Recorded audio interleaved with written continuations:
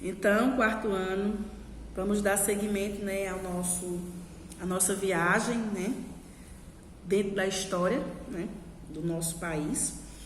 E lá na página 171, vamos estar vendo o ciclo do ouro, né, porque os portugueses, né, quando perceberam, né, que a Holanda, né, também estava tendo vantagens com a produção aí do açúcar, eles foram em busca, né, em suas, né, expedições de mais, né, recursos para explorar em nossas terras.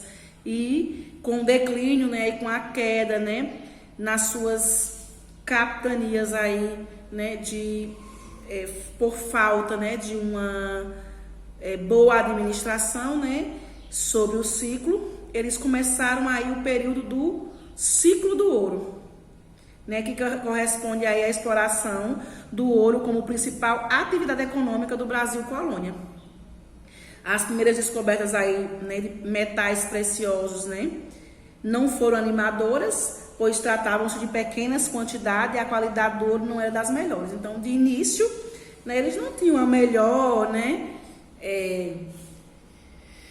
exploração, porque para eles era muito pouco, a qualidade ainda não era das melhores, mas se dava início nesse momento aí, né, a esse processo de mais uma exploração, né, para esses recursos, né, e claro, vantagens lucrativas, né, que Portugal queria. Então, diversas minas foram descobertas nas regiões onde hoje se encontra Minas Gerais, o Pará e o Mato Grosso, e a notícia que havia ouro e diamantes no interior da colônia atraiu um grande número de pessoas vindas de outras regiões do Brasil e de Portugal. Nas minas de ouro e diamantes, os escravos africanos, né, construíram a principal mão de obra, né? Nesse momento aí, né, o africano é que já era a mão de obra, né, do europeu, e era a principal mão de obra nesse momento, e eles passavam o dia às margens dos rios, né, garimpando, e suas condições de trabalho eram péssimas, né? Muitos contraíram doenças e perdiam, né, e perderam a vida, né, em pouco tempo de trabalho, que vinham os problemas de saúde, porque eles não eram, né, bem cuidados, não eram bem alimentados, não tinham estrutura para, né, se cuidar. E aí, infelizmente, muitos, né, chegaram, né, a óbito por não terem, né, infelizmente, essa valorização do europeu. Além dos escravos, só podiam trabalhar nas minas as pessoas autorizadas pelo rei. As demais que fossem pegas sem autorização eram punidas e tinham todo o seu material, né, aí confiscado, ou seja, eles pegavam, né, da pessoa, tomavam. O governo de Portugal, eles cobravam muitos impostos dos colonos, visando ser seu lucro e o controle absoluto do ouro. Então a pessoa podia ir lá também garimpar, né, junto com a mão escrava dele, que era, né, o africano, porém tinha que pagar impostos a ele. Se ele pegasse alguém fazendo isso fora do seu, né, comando, da sua ordem, essa pessoa era punida, né, e eles recolhiam o seu material. O chamado quinto, por exemplo, no qual um quinto de todo o ouro arrecadado pelos mineradores, cerca de 20%, deveria ser pago ao governo. A corte portuguesa instalou ainda casas de fundição para onde os mineradores deveriam levar o ouro. Lá já seria retirado o imposto, o restante era fundido, transformado em barra e marcado com o símbolo da coroa portuguesa para evitar contrabando. A cobrança dos impostos, os abusos praticados pelo poder político de Portugal aí, resultaram em muitos conflitos com os colonos. Dentre eles, né, podemos citar a Inconfidência Mineira. Então, eles ficavam aborrecidos, que tinham o trabalho, né, de garimpar, de estar ali, né, explorando, e ainda tinha que dar 20% dessa parte a Portugal, e se não desse, né, teria problema. Então, eles começaram a ficar aborrecidos com essa organização de Portugal, que só se preocupava com os seus lucros, não queria saber, eles tinham que cumprir com essa regra.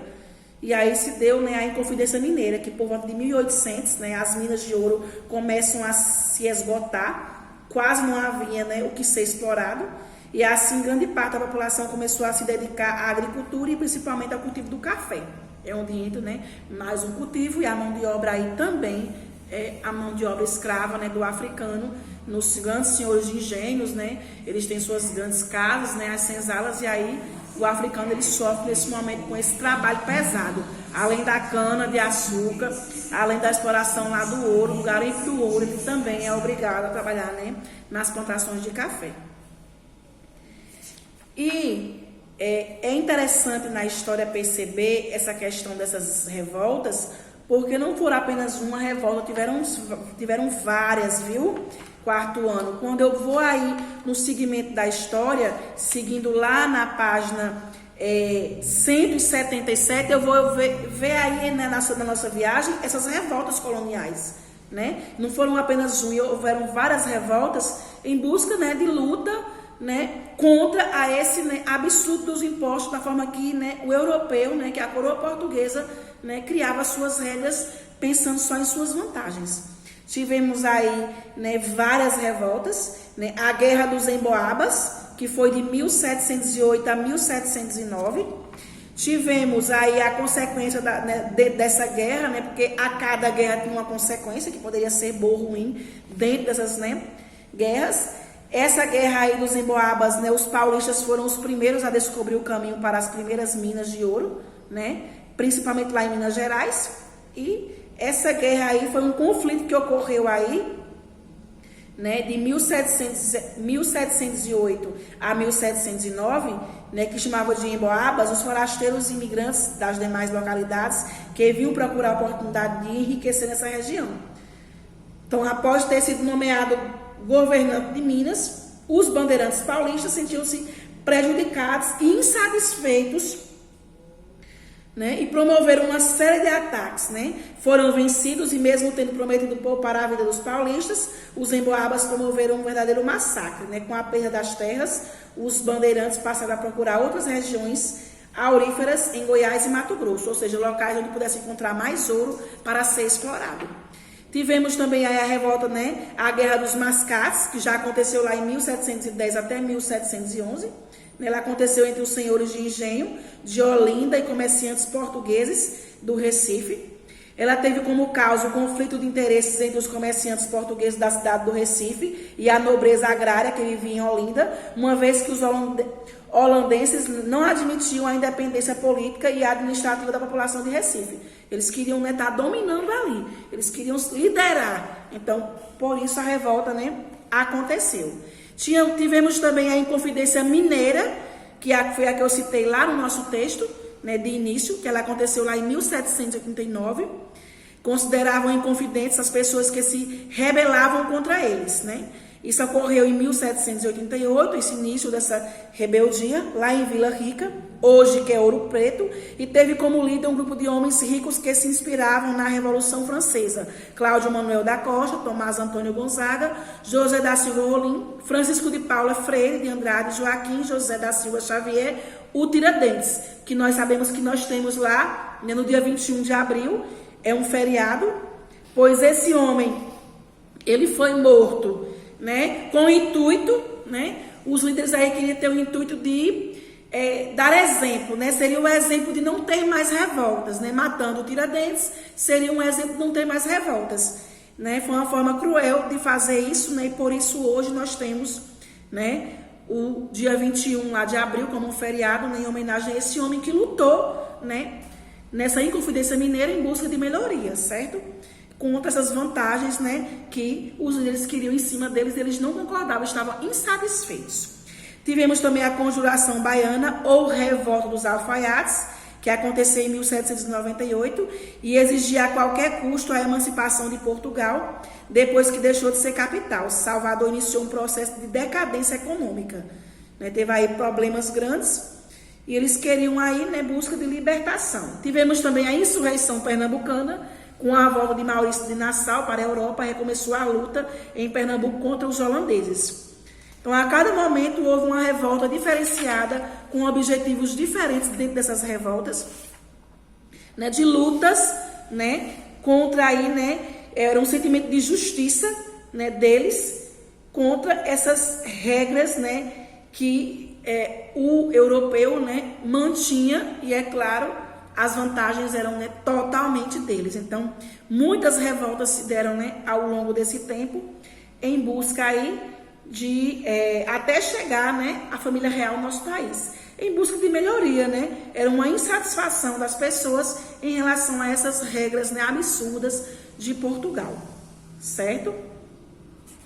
Elas tinham sempre em comum o fato de serem movimentos locais que se colocavam contra os estrangeiros ou o domínio português. Então, todas essas lutas, elas tinham um fato, né, aí próximo, né, era comum entre elas, né, essa busca, né, de luta contra essas regras, né, contra essa vantagem que o europeu tinha, que o português tinha em cima deles, né, em relação a todas as explorações que existiam. Então, tudo que a pessoa ia usar da terra tinha que dar uma parte de imposto de uma forma altíssima a Portugal. Então, isso era uma insatisfação que se deu a essa quantidade de revoltas, que dá o nome de revoltas coloniais, nesse percurso aí, né, que aconteceu dentro da história. Então, é isso, gente. Nesse primeiro momento foi, né, essa exploração hoje, né? Essa continuação da nossa viagem foi o ciclo do ouro e conhecer um pouco dessas revoltas e tem atividade, é claro, né? Quarto ano.